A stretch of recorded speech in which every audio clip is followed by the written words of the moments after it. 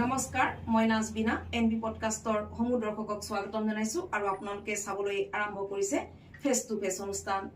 আজি মোৰ সৈতে আছে এগৰাকী মেধাৱী ছাত্ৰী যি নিট পৰীক্ষাত সুখ্যাতিৰে উত্তীৰ্ণ হৈছে সৰ্বভাৰতীয় পৰ্যায়ত 6014 স্থান আৰু অসমৰ ভিতৰত তৃতীয় স্থান পাবলৈ সক্ষম হৈছে।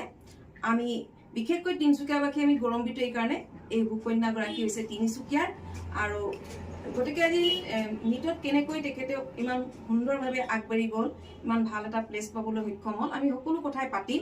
প্ৰথমে এই অনুষ্ঠানলৈ স্বাতি কুমাৰীক মই স্বাগতম জনাইছো আৰু বহুত বহুত মৰম আৰু শুভেচ্ছাও জনাইছো। প্ৰথমে আপোনাক ওয়েলকাম। নমস্কাৰ, ধন্যবাদ।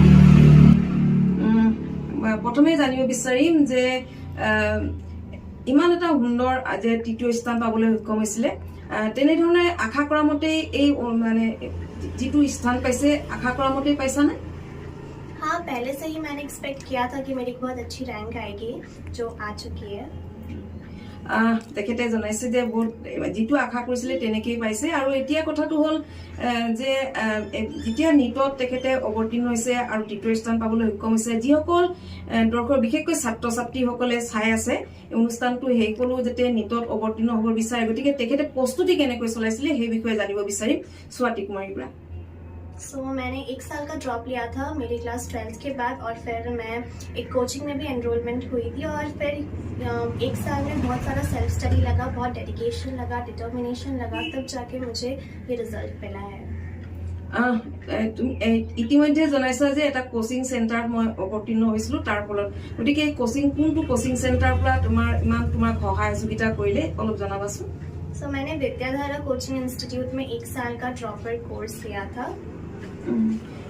বিদ্যাভাৰতীৰ ইণ্টাৰনেশ্যনেল যি স্কুল তেখেতৰ এটা ভাগ আছে আৰু তাতে কোচিং লৈছিলে স্বাতি কুমাৰীয়ে। আৰু গতিকে যিসকলে এই অনুষ্ঠানটো চাই আছে নিটৰ পৰীক্ষা দিব বিচাৰে আৰু বিদ্যাভাৰতীৰ ইণ্টাৰনেশ্যনেল স্কুলত যদি যোগাযোগ কৰে নিশ্চয় পাৰিব। গতিকে আৰু এটা কথা জানিব বিচাৰিম যে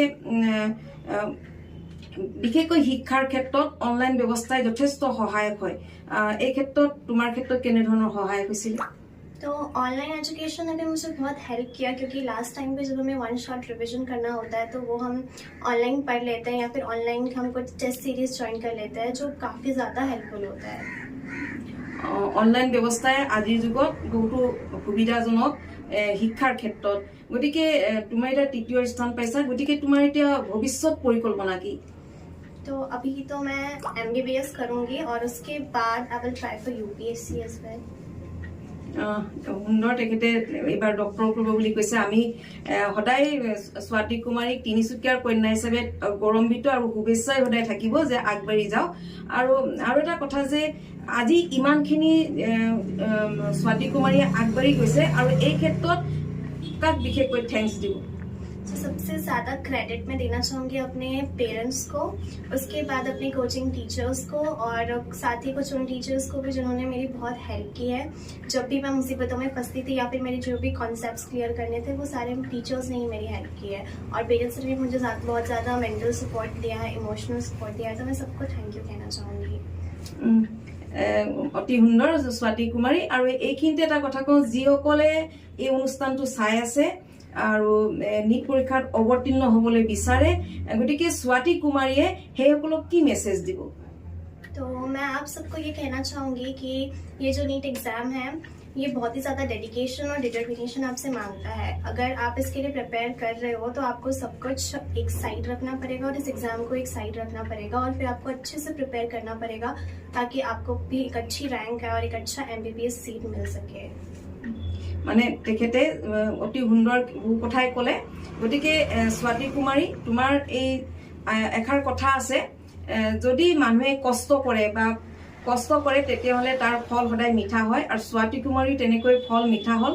গতিকে এই অনুষ্ঠানত অহাৰ বাবে স্বাতি কুমাৰীক আমি ধন্যবাদ জনাইছো, আৰু তেখেতে জীৱনৰ বাটত যাতে আগুৱাই যায় আৰু উজ্জ্বল ভৱিষ্যত কামনা কৰিছো। পুনৰবাৰ ধন্যবাদ জনাইছো আমাৰ অনুষ্ঠানলৈ অহাৰ বাবে। আৰু যিসকলে অনুষ্ঠান চাই আছে, অন্তত এই আমি সদায় এগৰাকী নতুন অতিথি আমাৰ অনুষ্ঠানলৈ আহোঁ, গতিকে আপোনালোকে এই আমাৰ এই পেজটো ফ'ল' কৰি ল'ব আৰু ইউটিউবত আপোনালোকে ছাবস্ক্ৰাইব কৰি ল'ব আৰু আমি পুনৰ নতুন এজন অতিথি অনাৰ প্ৰতিশ্ৰুতিৰে আজিলৈ আহিছোঁ। ধন্যবাদ।